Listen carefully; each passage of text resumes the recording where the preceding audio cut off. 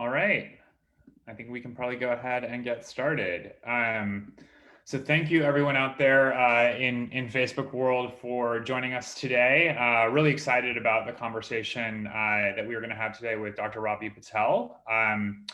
So I am Matt O'Connor. I am the general manager of Keeps. Keeps is a brand and a business that our mission is to help guys get educated about and then take action to keep their hair, to prevent hair loss. We've been in business since 2018. We've helped well over 100,000 guys keep their hair. We offer the FDA approved medications that are out there in the market that are clinically proven to help guys prevent hair loss. We make it really easy for a guy to connect online with a doctor, such as Dr. Patel, to, again, get the information he needs to ultimately choose if he wants to take action to prevent hair loss. Everything we do is digital and direct to consumer. And we make it as easy as possible for guys to get the hair saving treatment that they need. You guys can check us out on keeps.com if you're not familiar with us. You can also follow us on Facebook and on Instagram. Just look up Keeps. And really excited to have this conversation with Dr. Patel today. I know a bunch of you guys have written in advance with questions that you have about hair loss treatments. And we're here to hopefully have a really great dialogue and conversation with Dr. Patel, answer a bunch of questions that you guys have, and provide you, as part of our mission, provide you that education to, again, to help you guys take action to keep your hair. So with that, I'm going to pass the baton over to Dr. Patel and let him give his introduction. Hey everyone, my name is Ravi Patel. I'm a physician that's been with Keeps for a little over a year now. I've treated lots of patients, and I really initially decided to get more involved with telemedicine at Keeps because it really allowed me to improve the access to care, particularly in the men's health realm. It's obviously, in some instances a touchy subject to talk to a physician about, and sometimes it's inconvenient with the daily hustle and bustle. So Keeps provided a platform for patients to, seek medical advice at their own discretion. And, I found that my impact in the field of medicine could be, most heavily capitalized by doing that. So that's kind of why I got involved. That's great. We're very fortunate to have you, and I think you hit on something that is really special about what we do here at Keeps, which is our ability to reach so many different guys and to make it so much easier than it was in the past for them to get the information they need about how to fight hair loss, to get connected with a doctor, and then to get those medications delivered right to their home. What used to require multiple trips to a doctor and then to a drugstore, and often can be quite expensive. We've made super easy and much more affordable than the traditional model, and that's part of the reason that so many guys have chosen to trust us with their with their treatment here. So we're super excited about what we do in the market, and obviously doctors like Dr. Patel are a huge part of what we what we offer folks, and a big part of why I was so excited to join the Keeps team here as well. All right, so you guys, many of you wrote in advance with a bunch of questions, so we're going to do our best to get through those questions, as many of them as possible. If you have additional questions, message us on Facebook, and we'll do our best to get those answered as well. But I thought it would be helpful for starters for us to maybe just to start with some of the basic facts around hair loss. So Dr. Patel, imagine that I'm a guy who doesn't know a ton about hair loss, maybe why I'm losing my hair. Like, help me kind of understand the basics here, if you would. Yeah, so the biggest things I think are important to know the different types of hair losses, right? Mainly the type of hair loss that we treat here on Keeps is male pattern hair loss. So this is it's a disease. It's genetic. It's hormone mediated. And it affects 50% of men over the age of 50, really. And as you age, that percentage just gets higher and higher. So we treat male pattern hair loss, as I mentioned, and we do that via a couple different ways. We offer, as you mentioned, FDA options for that. Really, the biggest thing to identify is your hair loss normal or abnormal? And so it's important also to know that, some hair loss is normal, particularly younger men can have up to a couple centimeters of hair loss, really. And so that's what's really important about, providing a good history and filling it out to the best of your ability. So that way we are well equipped to answer, the questions you have and make sure that the care you receive is the best. That makes a lot of sense. What maybe for guys who are less familiar with with Keeps, who aren't currently kind of patients on the platform, what are some of the questions that a guy might be expected to answer? What are the questions that we ask him that help you diagnose his hair loss as he as he kind of comes onto the platform? Yeah, so we typically ask, how long has your hair loss been ongoing for? Do you have any family history of this? Maternal history, paternal history. Is it sudden onset? Is it gradual? Is it associated with other things like dandruff, itching of the scalp, pain? Is it patchy or is it more generalized? These types of different patterns, help us really identify, what type of hair loss this truly is, so we can treat it best. That makes a lot of sense. So you mentioned there familial history, and I think that one of the things that sometimes people think is that, and you hear people say this, is that it's hair loss is only something that happens on that you get from your mom's side of your family from a genetic perspective. Is that true?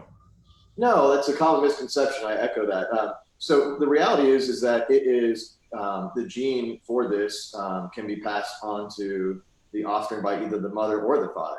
And so, that's why in some instances your father could have a receding hairline and you don't, or your father could have hair loss of the crown and you may be having a receding hairline. So it really is a common misconception that you follow suit of one of your parents, lineage, in terms of your hair loss, really. That's good to know. Yeah, I have to say before I started at Keeps, I too thought that there was just something that you get from your mom's side of the family, but the science actually says that that it comes from from both sides of your family. Dr. Patel, what are some of the other common misconceptions or common myths that you find that patients often believe about hair loss that just aren't true, that would be good for guys to know as they kind of assess whether or not they want to seek treatment? Yeah, so there's a lot of products that are available over the counter, different types of shampoos, different types of old remedies that work. That really there's not a whole lot of science, and really they're not that efficacious. Really, I once had someone told me that they would puree an onion and put it on top of their head and go to bed because they heard that this improved hair loss. And unfortunately, that's not any evidence based, and there's no real data or literature to suggest that. So that's one of the common misconceptions, is that there's lots of old, I guess, wives' tales, if you would, about different remedies for hair loss treatment. And so we try to offer some of the more proven, effective options with Keeps. Another thing is do certain types of medications work better for different areas of where you're having hair loss, and that's not necessarily true, and we can talk about that a little bit later on in the conversation. But sometimes there's FDA approved options and things that we do a little off label, just to kind of make sure that each patient's getting the best treatment that's appropriate for their particular situation. I think you've just disappointed legions of guys who are watching this Facebook Live panel by saying that we don't sell onions to treat hair loss. Unfortunately, if you guys go to keeps.com, you're not going to find onions or other old wives remedies available for sale. One of the things that we're really kind of insistent on here at Keeps is everything that we do is backed by science. It's backed by evidence. We only offer the treatments that are clinically proven to help you guys fight hair loss. And you go to our website, actually you can check out a whole bunch of educational content and resources that will help walk you through the latest and greatest and best studies that demonstrate like why the treatments that we offer are effective and what the clinical trials have shown, in this respect. But everything we do is science backed and medicine backed and evidence backed, and that's really a core part of our promise to our guys is everything we do is backed by science, which is going to give you a lot more confidence knowing that when you take these treatments, you're putting yourselves you're leveraging the best evidence-based treatment out there. You've referenced Dr. Patel. Some of the treatments. Maybe now would be a good time to kind of walk guys through what are the treatments, what are the FDA approved treatments for providing hair loss. Yeah, so the FDA approved treatments are going to be minoxidil, which is a topical application, topical medication that we offer, as well as finasteride. So minoxidil, interestingly, was a medication that was used for blood pressure, many years ago, and coincidentally, they found that patients were developing hair while they were on this medicine. And so they did some clinical trials, and it received FDA approval for hair loss. And it was initially sold as the medication called Rogaine, which the active ingredient in that is minoxidil, really. And finasteride, similarly, was used for benign prostatic hypertrophy at a higher dose. It's FDA approved for one medical condition, which is benign prostatic hypertrophy, also known as BPH. And at a lower dose, at 1 milligram, it's FDA approved for hair loss. The mechanisms are very similar, but really those are the two main FDA pharmaceutical options that are available for hair loss. There's some other FDA approved options such as lasers and laser helmets and things along those lines, but the evidence isn't as strong, and this hasn't been around for that long period of time. So we try to stick with right now, what's been tried and proven, really. That's super helpful. So you mentioned minoxidil, and you mentioned which is generic Rogaine, and you mentioned finasteride, which is generic Propecia. Maybe you can give the listeners a bit more, the viewers a bit more information about how the KEEPS treatments are applied, how guys use them, just to better kind of understand, help them understand how these treatments work. Sure. So minoxidil is a topical application, as I alluded to before. I usually recommend to apply it to your scalp 1 or 2 times a day, preferably if you shower the morning afterwards and maybe right before you go to bed. So that way it has the longest exposure to, the contact it's supposed to work on. That's typically how I recommend the application. That we're not actually certain the mechanism by which it works. It's been thought that it actually increases, blood flow to your scalp, and, delivery of increased blood supply can allow for, more nutrients to get to your scalp, as well as, removal of waste products, things along the lines. But so that's one of the options, which is minoxidil that we offer. The other is finasteride. And so this is a pill that you like I said, is 1 milligram FDA approved for hair loss. And you take it once a day. Really, I just tell patients to try to be consistent about the time of the day you take it. Common questions I get are, do I need to take this with food? Does it matter about, if I take it at nighttime or in the morning? You don't need to take it with food, and you can take it at any time of the day you want to. Like I said, just, we want to make sure you're being consistent with it, because, that's one of the biggest things here is this consistency. As long as you're doing these, regimens consistently and indefinitely, you're going to see, satisfactory results, hopefully, in the majority of cases. Super helpful. I think that was a great overview of, of the core treatments and how they're taken, and, your recommendation about usage in order to drive results. One of the questions that we received from someone on Facebook is, what sort of results might a guy who is taking KEEPS hope to see? Will it restore a full hairline? Yeah, that's a great question.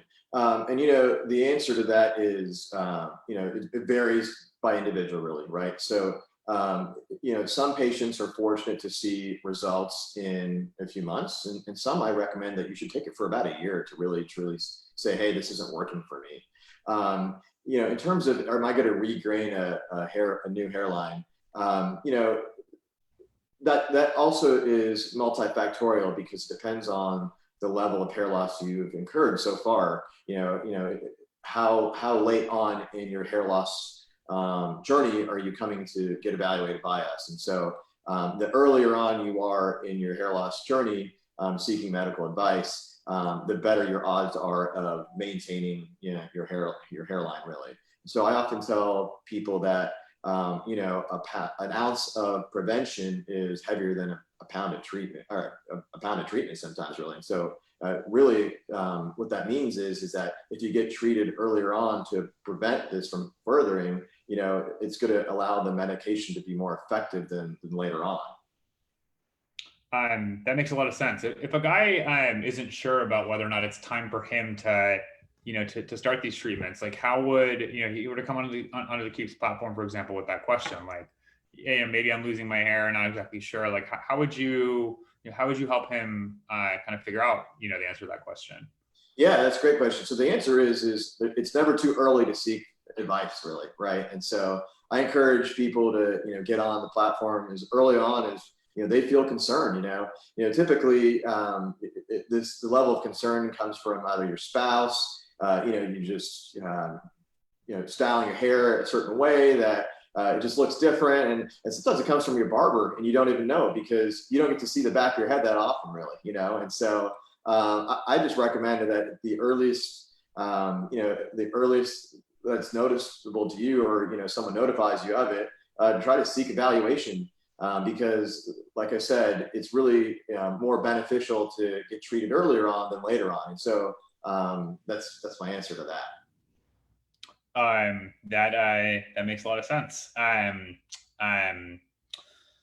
Another question. You kind of hit on this a bit earlier, but a question we hear a lot from guys is, once I start taking Keeps treatment, like how long is it going to take for me to see results? And we do actually hear from some guys who sometimes they'll have been on treatment for a month or so, and they won't have seen results yet, so they'll want to quit treatment. Like how long does it typically take a guy to see results, and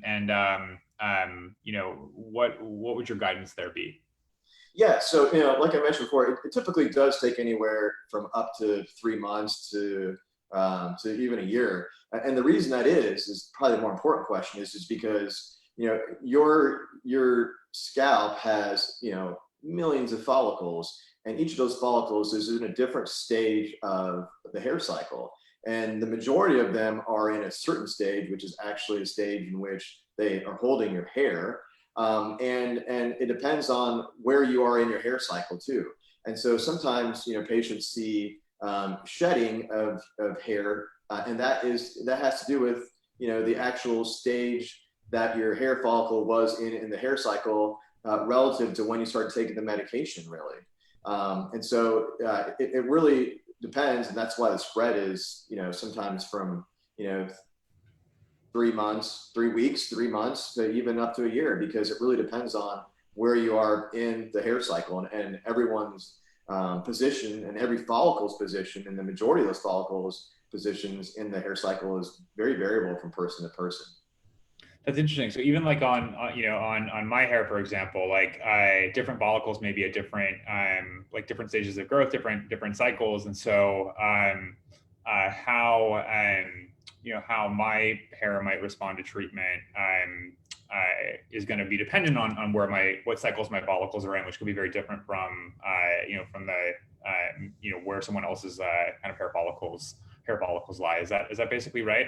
Exactly. Yeah. So, there's a few stages of the hair follicle cycle, and the majority of the time spent is in, actually having hair that's visible to be seen, really, right? It's not, it's not letting go from the hair. It's fiber itself is not being let go from the follicle. And then there's another lengthy stage, which is actually the development of the follicle, the growth of the hair, really, right? And so that's one of the ways that finasteride works is it actually, one of the medications is that it actually allows the hair cycle to slow down. So that way the hair follicle isn't rushing to produce this very thin, flimsy hair. And so oftentimes after, starting treatment, you see more healthier, thicker hair fibers, really. That makes sense. And actually, one of the questions we've gotten just now recently from Antonio on Facebook is he says, I'm curious on the hair cycle when using finasteride and minoxidil. How do the hair cycles interject when using the products? I know you covered on this a bit right now. Is there anything you haven't covered on that would help address the question that Antonio had? Sorry. So did he? Is he asking if finasteride, how it affects the hair cycle, Yeah, essentially? yeah, exactly. The impact on the hair cycles of finasteride and minoxidil was his question. Yeah. So what finasteride does is prevents the conversion of testosterone to DHT, right? Dihydrotestosterone. Dihydrotestosterone is what causes your hair follicles to go dormant or become more miniature, really.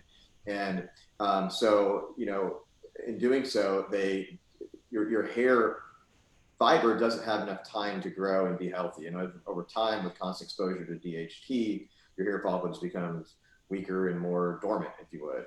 And so what finasteride does is it blocks that conversion so you don't have as much DHT. And then ultimately you have a hair follicle that can, do its normal functioning at the normal pace that it's, accustomed to doing so.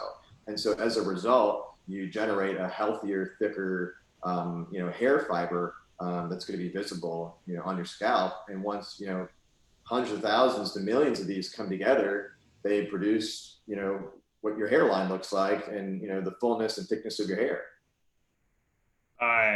Super interesting. So one thing we didn't cover off on that probably would be a good educational piece. You mentioned DHT and how kind of the mechanism that finasteride uses to block DHT. Anything else on DHT that would be good for for guys to know if they're just trying to get kind of basic education on hair loss? Yeah, so DHT is responsible when you're, in your mother's womb to differentiate your sexual features, really, right? And as you become an adolescent, and a teenager and a man, it works to, allow you to hit puberty. It allows you to, develop, more secondary sexual features. And it's very responsive for your prostate health as well too. And so, there are advantages of having DHT is what I'm alluding to here. But as you get older, it seems to, perhaps the advantages may not, outweigh the disadvantages, because a lot of people care about two major things: how they look, your hair, aka your hair, and sometimes when you have a lot of DHT, you actually get prostate issues. Your prostate gets larger, and now you're having to urinate all the time. So these are two major problems that having too much DHT, can cause. And so by decreasing the amount of DHT, taking a medicine, you can actually help out with hair loss. And that's why at a higher dose, it's used for BPH, which is to help men shrink the prostates, really. Super interesting. I did not know that about the impact on prostates. So thank you for that. Very I think good education about DHT for folks. Dr. Patel, one of the questions that we received prior to the start of the session was around minoxidil and where minoxidil can be used. Is minoxidil a treatment that can be used on the crown of the head, on the hairline? What guidance might you offer a guy who wants to understand how to use minoxidil? Yeah, no, that's a great question. And so, as I mentioned before, minoxidil, when it was studied in clinical trials with Rogaine, it was only applied to the crown area, and therefore it only received FDA approval for use on the crown, or the vertex. To think about it in more layman's terms, the hair follicle at the crown isn't a whole lot much more different than the one at your hairline. And so really you can use it in any area you have hair loss. And, some people even report that you can use it on a beard, a patchy beard, it can help out. So although oftentimes you'll see on labels that you can only use this product on your crown, the reality is that you can use it on other areas. It's just not FDA approved for that. And oftentimes, FDA approval is, kind of a rubber stamp for, what the FDA approves, the criteria that have been investigated, meets of their level of standard to be able to prescribe something consistently. But, we often as physicians, understand the science and the pharmacology of how medications work and realize that they can be used for other reasons, without causing any significant harm. And so we often encourage, the placement of this, even on your hairline, if that is the only option that works for you. That's super helpful. Super helpful to I think, provide more insight to guys about, what FDA approval means, and also, from your experience as a clinician, the ways in which minoxidil is used by the patients you work with. So we're getting a couple of questions here that are that I think are relevant and topical to what we're talking about from folks on Facebook. So John Henderson says, I've been using finasteride for almost a year now. My hair is not falling out, but no new hair, it seems. Wonder if there's anything else I can do or if it's working right. And one thing, and we're getting apparently a lot of questions from guys with asking for clinical guidance, which on the air we're not going to be able to offer individual clinical guidance, of course, but I do want to remind everyone, folks who are Keeps customers, you have a Keeps doctor, you can log into your Keeps dashboard and there's a doctor messaging tab in the navigation. You can go to doctor messaging and direct any question that you have to your doctor. Part of the reason that we have a team of clinicians like Dr. Patel here at Keeps is to make sure you guys get those important questions that are personalized, individualized to you answered. So we won't be able to we'll try and answer as many general questions as possible today in this session. Individual questions, I'd ask you to reach out to your Keeps doctor via your Keeps dashboard. Log into your account and go to doctor messages. Dr. Patel, the question from John Henderson though is about whether or not how you should think about the fact that he's been on finasteride for a year. His hair, he's not experiencing any additional hair loss, but he's not experiencing a lot of additional hair growth. Is it working, and what else should he be potentially doing? Yeah, and this is actually a common question that I receive from patients. Really, it's it's one, can I do anything more, and two, is this an adequate response really? And the reality is in terms of response, this is an adequate response. What these medications do is they at least allow you to prevent further hair loss. Okay, so you may not be fortunate enough to see any sort of improvement in appearance, but you're definitely hopefully going to at least slow down the process of your concerns about your hair loss getting worse really. And so other things that I recommend you do are obviously to try to minimize your stress. There's other factors that can influence hair loss really. There's not any magical foods, but having a well nourished diet, it's well balanced, is obviously important for just staying healthy. And then also trying to reduce your stress levels, right? So stress can increase your body's stress response and hormones, and can kind of deprive what your body doesn't deem as a ultimate necessary organ from nutrients really, right? And it just wants to preserve some of those nutrients for some of the more life-saving organs, if you would, right? And so the two biggest things I recommend are to try to decrease your stress, eat a well-balanced diet, and then also continue doing what you're doing really. You're doing something right. Obviously it's not getting worse at the rate that it was before. And to take it a level further is that if you're still having loss despite being on the medicine and it's still at the same rate, perhaps you need to get checked out by your family physician and address other causes of hair loss really. And sometimes telemedicine is great, it's convenient, and we can provide great care and the standard care, but sometimes you really need to go get additional testing that unfortunately is outside of the scope of what we're able to do via telemedicine at this time currently. That's very helpful and it makes a lot of sense.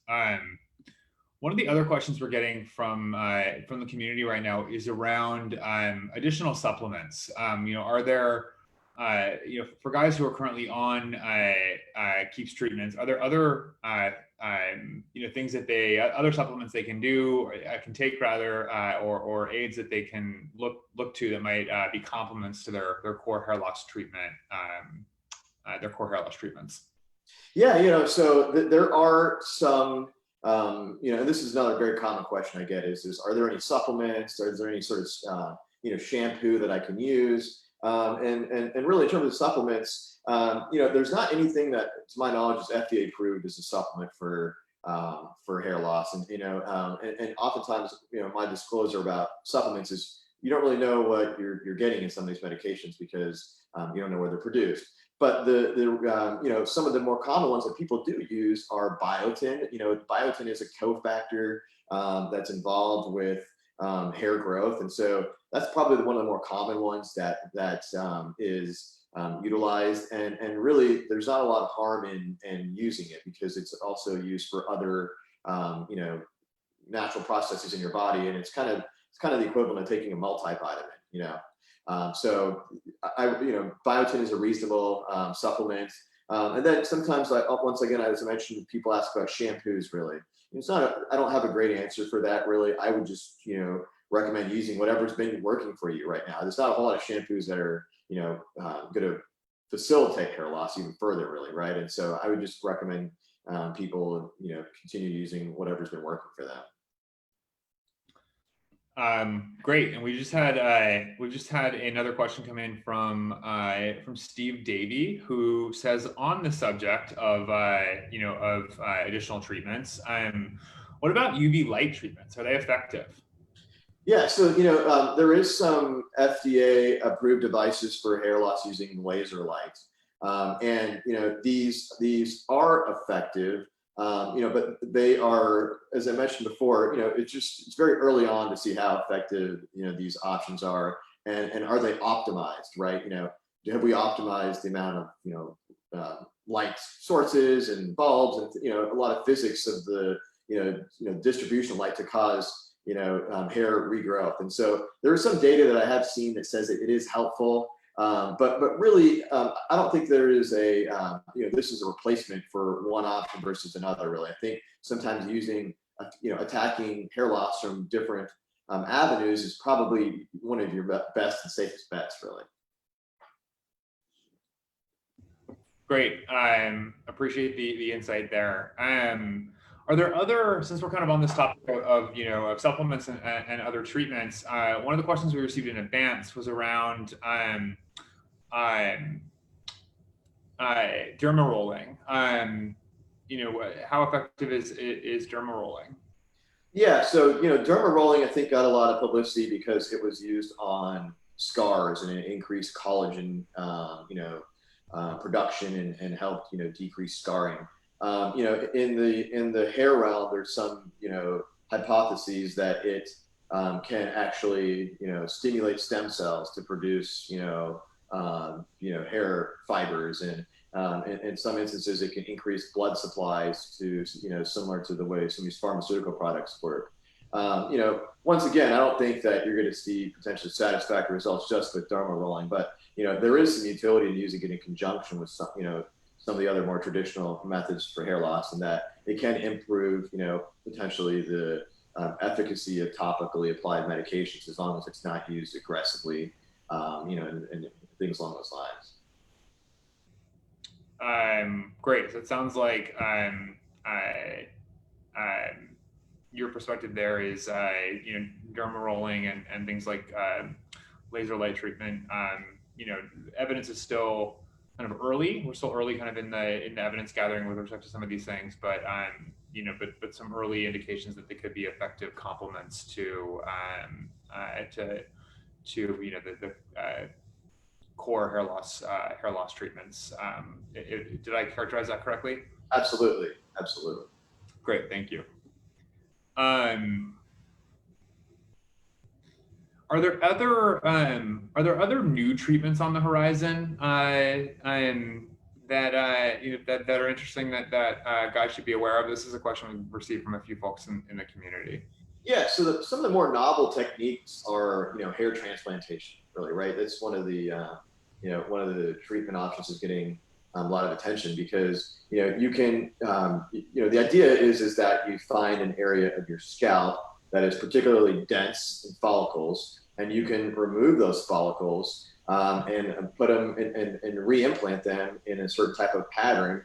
And the majority of them will graft and take up. It's almost like, taking a strain of grass and replanting it into a pot and taking care of it and seeing it grow into a more thick patch of grass, really.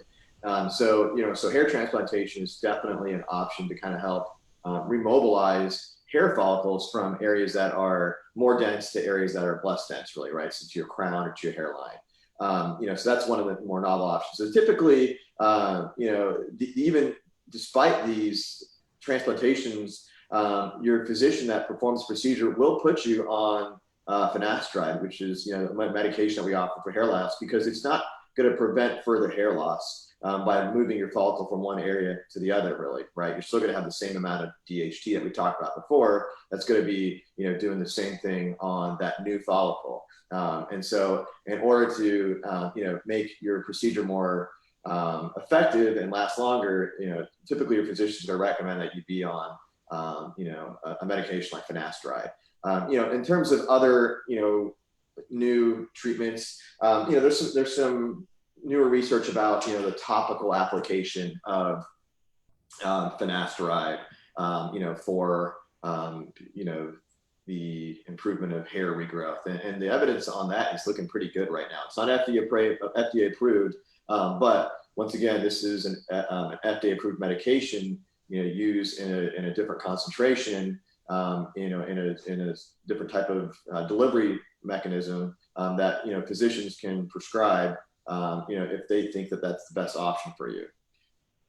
And then there's other medications such as family members of finasteride that are used for other conditions like prostatic issues. That there is some evidence that some of these types of pharmaceutical products can be used for hair loss. However, we're still working on getting a good understanding of a lot of the evidence.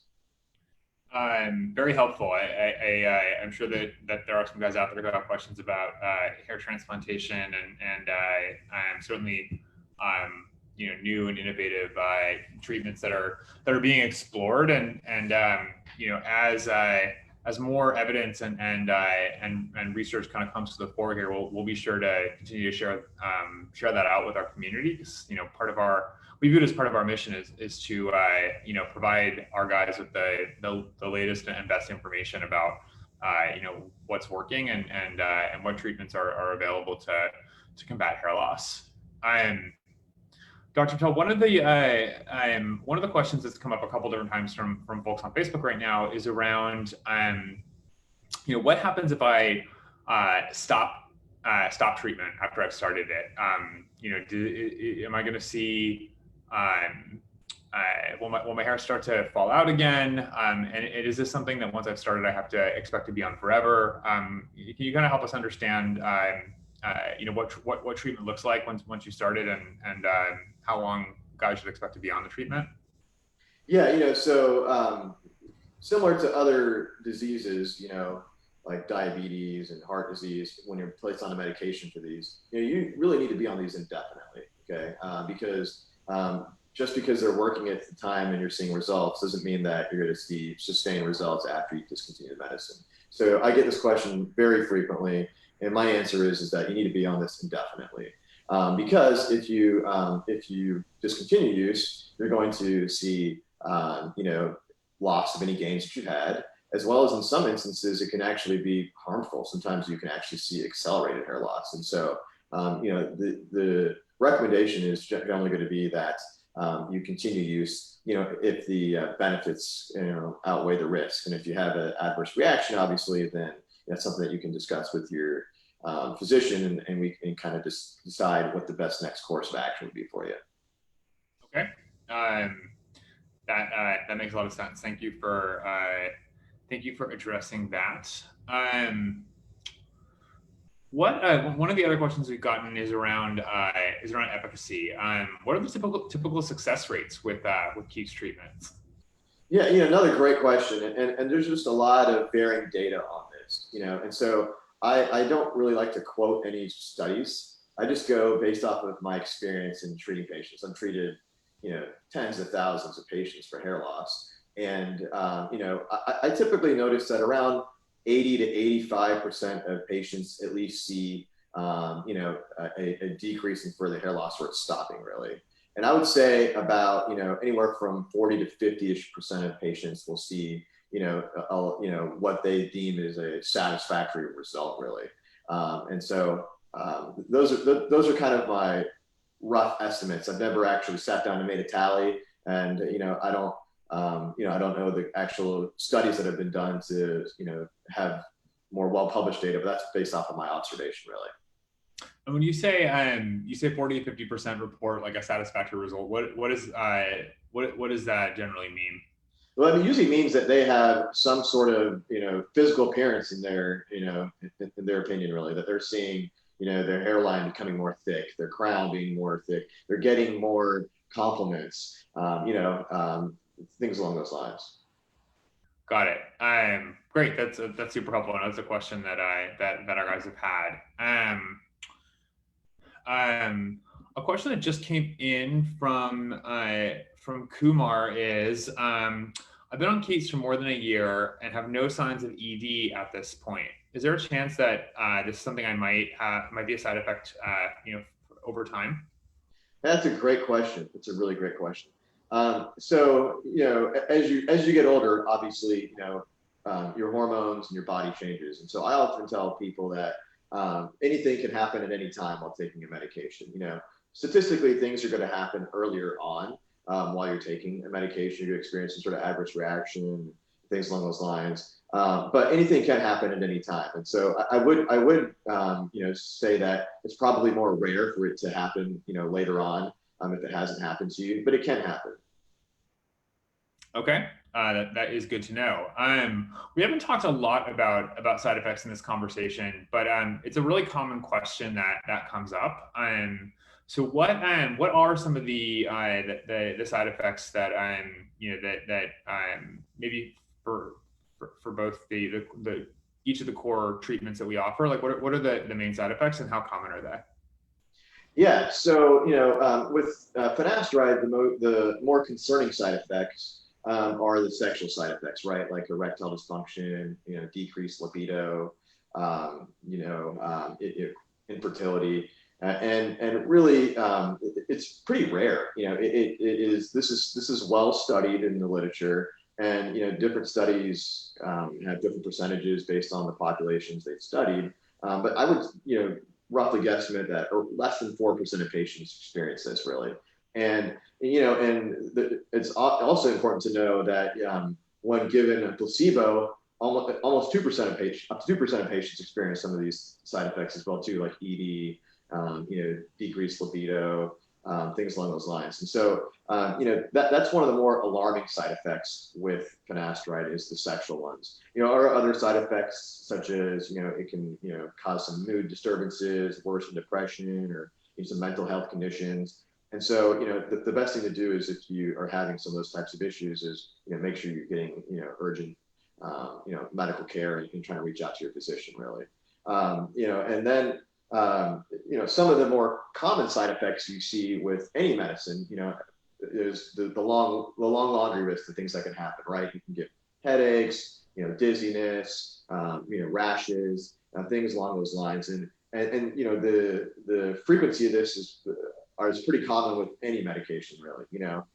So I just recommend patients to reach out to their physician and talk to them about that. And so that way we can address it the best way possible moving forward.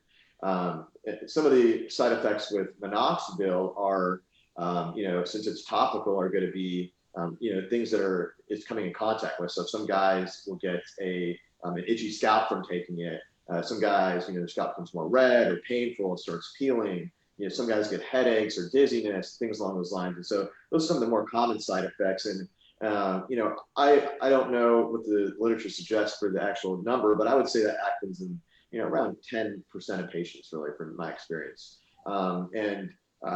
Typically I just recommend for them to discontinue use if it improves. Or if there's another option, we can definitely entertain that. So for minoxidil, one of the that we offer in two different formulations. One of them is a foam, and the other is a solution. The solution is based in an alcohol. It has an alcohol-based additive in it. It can dry out your scalp really. And so some people prefer the solution though because it's a liquid and they can drop it on their scalp and rub it in, and they just prefer that application really. The other application is a foam, which is kind of like a mousse product. You put it on your hands, you work it in your fingers a little bit, and then work it into your scalp really.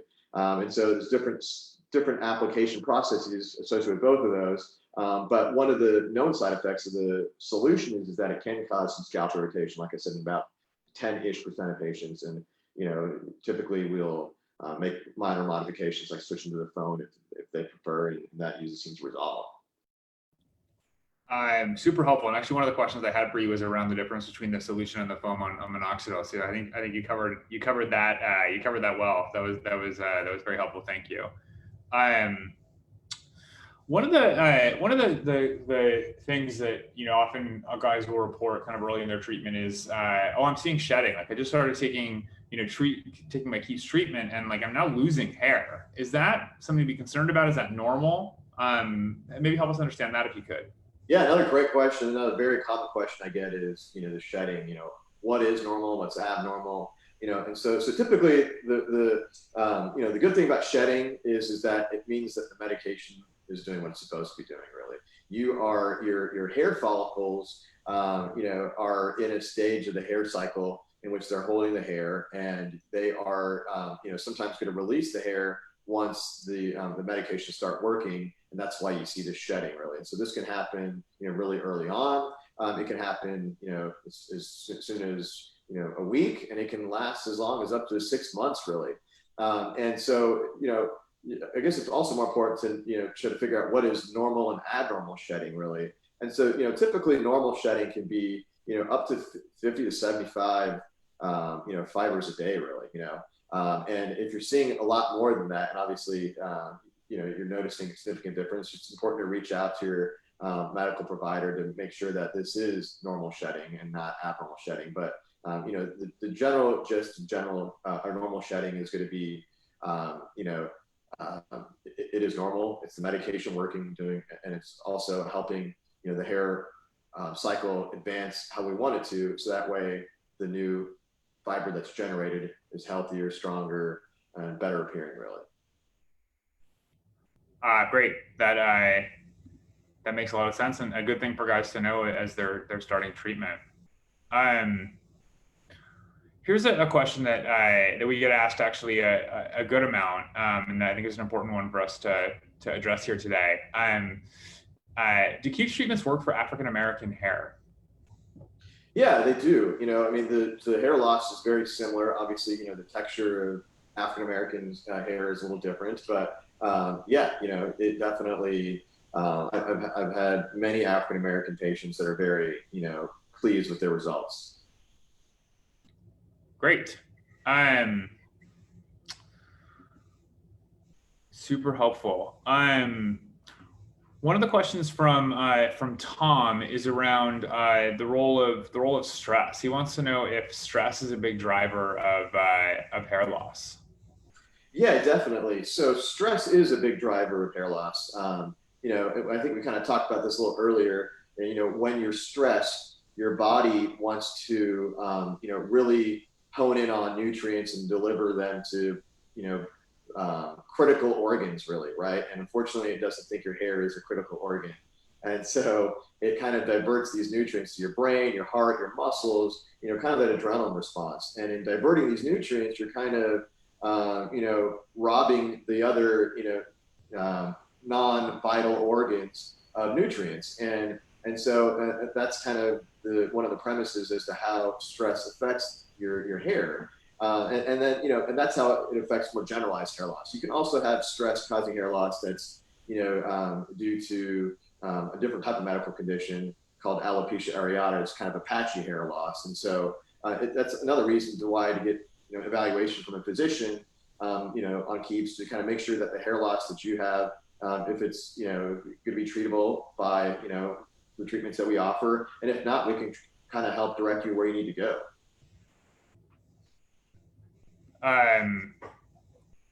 That makes a ton of sense. Thank you. We haven't talked about 2% ketoconazole. What is it and what is it used for? Yeah, so ketoconazole is a product that we offer as a shampoo. It is FDA approved for seborrheic dermatitis, which is a fungal infection in your scalp. It's pretty common actually, and it varies in degrees of appearance and magnitude. But it is what's commonly known as dandruff, really. It's flaking itchiness of your scalp that's caused by this fungal infection. So ketoconazole is FDA approved for that. And so, we, recommend apply it 2 or 3 times, a week, after showering, and just kind of, or while showering, use it similar to a normal shampoo, let it rest for a certain amount of time. And we, provided you with all that information, how to apply it. But that's the FDA approved use of that medication. There is some, more recent literature on using this also to prevent hair loss, right? So it can prevent hair loss that's due to the you constantly itching your scalp and causing, trauma to your scalp due to this fungus. And there's some, literature that suggests it may actually have anti-androgenic properties, kind of how some of the other pharmaceutical products work. And so there's some, literature that suggests that it can actually be used for male pattern hair loss that's, outside of the FDA approved indication for the medication. Interesting. I appreciate you sharing that with folks. Is 2% ketoconazole a treatment that you can get through Keeps? Absolutely, yes. We definitely offer that treatment. Great. Something that's probably important for guys to know. I know we're running a bit short on time here. We do have a question from Steve, which is, aside from the need to maintain a consistent treatment for best results, is there any reason to avoid missing treatments occasionally and stopping and starting completely for periods of time? So I think the question here is, how important is it that you take the treatment every day? Is it okay if you miss once in a while and stopping and starting from time to time? Yeah, no, great question. And, really consistency is the key, really. If sometimes you, have some freak, accidents where you forgot your prescription, or, whatever happened to it and you forgot to take it for that small duration of time, that's great. But, if this becomes the norm, it's obviously you're not going to see your desired results, really. And so, as I mentioned before, consistency is key. Using it as consistently as possible is just going to give you the best outcomes, really. And, and as I mentioned earlier on in the conversation, that sometimes not using it consistently can actually cause some harm. Great, Dr. Patel. That's super helpful. I think we probably have time for one final question here. This is from Christopher Stevens. He asks, is Keeps looking to add any additional treatments in the future other than minoxidil and finasteride? Christopher, we will point out, as we just did, that we do offer the 2% ketoconazole, as we just talked about. Dr. Patel, question is if we're looking to add any treatments beyond finasteride and minoxidil at this time. Yeah, I think we're open to, adding novel treatments to, our offering to patients, really. We just want to make sure that, what we're offering is evidence-based, and, there is literature for, suggests that it can cause more, good than harm, really. But yeah, I think that in the future, we're always looking for, the most efficient, effective way to get our patients the best treatments, really. That's 100% true. We view it as our mission to, provide our guys with the best education and information out there about how to keep their hair, and then to help them, take action when they want to do that. And so we're really, we view it as our job to stay really abreast of the latest developments, in the hair loss prevention space, and as new treatments that are evidence-backed become available, we'll definitely keep a close eye on it, and where appropriate, could be bringing some of those to our community. Dr. Patel, any closing thoughts or parting thoughts on your part? Not really. I think one of the biggest things is just to, it was one of the questions that was asked earlier. When is the right time to get evaluated? Kind of what I alluded to is it's never too early. And so if you ever have a question, it's not going to hurt to seek some advice by a physician, and just see if what we offer can help you out, really. Yeah, I think that is really good parting advice. We're here at Keeps to to help you guys out. So if you have questions about whether or not the Keeps treatments are right for you, we recommend that you come to our website at keeps.com, and feel free to to start a consult and get connected with a physician like Dr. Patel or one of the other doctors on our platform. We will ask you a few simple questions about your history and your experience with hair loss, and we will look to provide you the best treatment possible. That's why we're here, is to make sure you guys have access to the very best information out there in the market with respect to men's hair loss, and then again empowering you guys to take action where appropriate and when you want to keep your hair. So once again, you can check us out at keeps.com. You can follow us on social media, on Facebook and on Instagram. Very easy to find. It's just Keeps, KEEPS. Once again, keeps.com if you want to do as Dr. Patel suggested, and seek advice about taking early action to keep your hair. And we really are super grateful for you guys spending this last hour with us. I learned a lot today from Dr. Patel, and we hope that you guys did too. Very, very grateful for our community of followers and customers. You're why we do what we do, and really appreciate you guys spending the time with us today. And a huge thank you to Dr. Patel for your time today. I know that you're extremely busy and have a lot going on, but I think this is a really awesome opportunity for you to share so much of the knowledge that you've generated over your career with us, and help us learn a lot more about hair loss and how to keep our hair, and we're very, very grateful. And with that, we'll say goodbye, and thanks everyone. Thanks for having me, Matt. Take care. Take care.